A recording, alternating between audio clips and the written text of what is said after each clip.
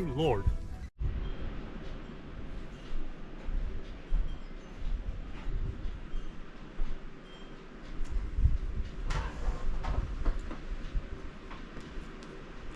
Good afternoon. This is Dave with Windy Ridge Outdoors with another tackle tip today, and we're going to be talking about the Ned rig and fishing the TRD on it.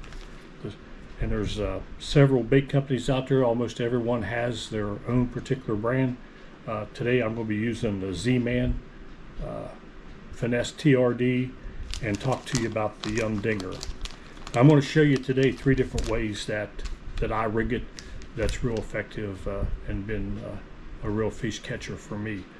So again, if you're new to the channel and you hadn't subscribed, I encourage you to subscribe, and if you like the content of the video, give it a thumbs up. We're trying to reach 1,000 subscribers. We're just getting started. We've been doing it now since about January, but we're trying to reach 1,000, and once we get to 1,000, I know that Austin's going to have some kind of a prize giveaway. And again, there'll be a link after the video. If you need any trapping supplies or any fishing supplies, I know that he makes all different kinds of rubber, and he has his own brand of the TRD. There'll be a link to windyridgetrapper.com. So again, getting into it, I'm going to show you 3 different ways that I rig it and tell you kind of where we fish it. And if you've seen any or other how-to videos, you can fish it just about anywhere. And even though it is a small bait, it is a big fish catcher. So when the fishing gets slow and tough, almost everybody has some kind of a Ned rig rigged up, and because they're good anytime. You can fish it in deep water, you can fish it in shallow. Again, you can fish around brush, rocks. It's good again around bridge piers and the pilings.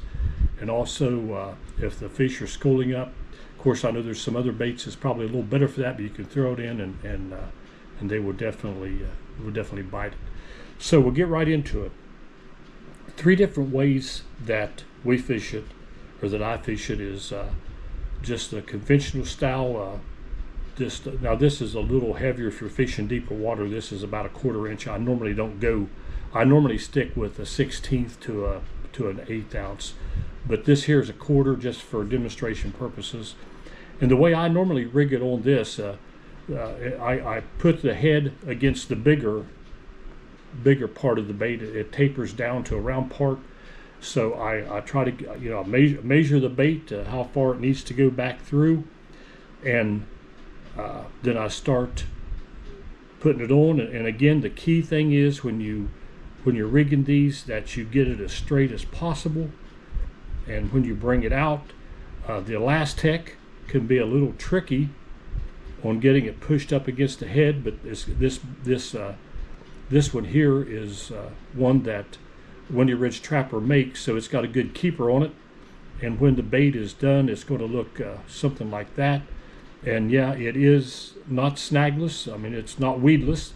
It can get snagged, so you wouldn't want to throw it out in the middle of cover, but it works real good around the bridge, around the bridge piers, the pilings, the rocks. But in wood, yeah, it would get snagged and caught up some. So the next one I'm going to rig on is it's made by Eagle Claw, and it has a weed guard on it, and it is virtually snagless. You can still get it snagged, but it's a lot better than just throwing this open hooked one. And I'm going to rig a Young Dinger on it. This is a 3-inch, which is a it's real effective size for us. And on the Dinger, it has a seam down both sides. I try to find the seam and run it again, keeping it as straight as you can, and you need to bring it out just about the egg sac on the Dinger. So you get it and find the seam, and then you start you can bend the weed keeper over out of the way a little bit, and then start running your worm through it, and again trying to get as straight as possible. And when you get up to the egg sac, bring it out And these Eagle Claw have they've got a real good bait keeper on it. So you just push it right up again, the big part toward the head, and it tapers down, and it's going to look something like that. Again, you want it to be just as straight as possible, and you can bend the weed guard back over to protect the hook, and then you can throw this in about any cover you want to. It will still get snagged from time to time, but it's a lot better than just throwing the open one in. And then the other one is I fish it just like you would a regular Texas style worm or a creature bait. I normally use a 1/8 ounce sinker for this, and again, this is a 1/0 Gamakatsu G-lock worm hook. And now you can use up to a 2/0 on this, and it's okay. But this here is real effective. I had this one tied on, so just for demonstration purposes, I'll show you again. Find the seam of the worm. Come in just about a 1/4 of an inch, like you would just if he's rigging up a regular creature bait or Texas style worm. Bring it around, twist it, and then measure it. And then I never leave it buried in the plastic. I always bring it up through where it's laying just like that, and that's real straight. The bait looks really good coming through the water. This here's green pumpkin with the chartreuse tail. Whatever color you like, or whatever your favorite color is, you can throw. But again, these are effective anytime, whether it's spring, summer, fall, going into winter.